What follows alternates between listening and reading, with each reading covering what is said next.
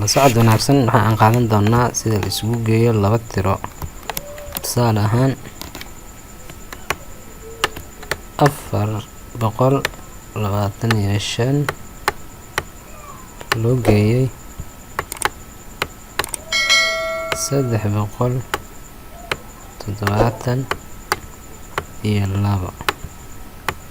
si aad uga shaqeyso hoostaada ka xariiqaysaa kadib 5 lagu daray 2 waxay la mid tahay 7.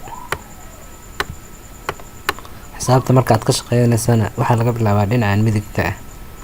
2 lagu daray 7 waa 9. 4 lagu daray 3 waa 7 iyadana. tirada ku soo baxday waa 797. tusaalaha labaad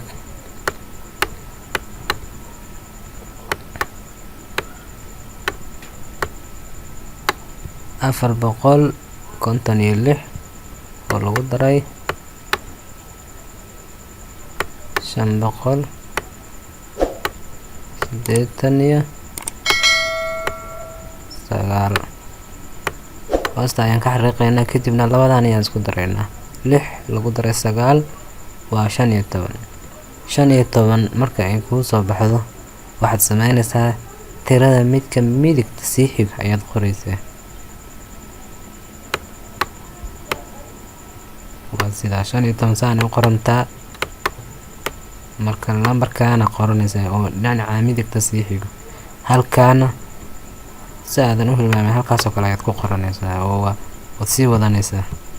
5 lagu geeyay 8 waa 13. halkaan aan wada nuugay 14.